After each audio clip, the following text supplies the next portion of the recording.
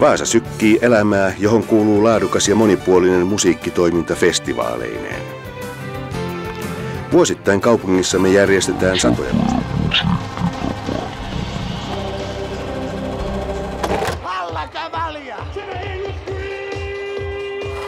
Ei meille kukaan sanonut silloin opettanut, että jotain ei saa tehdä. Silleen niin mökki oli kuitenkin pystyssä ja kukaan ei kuollut.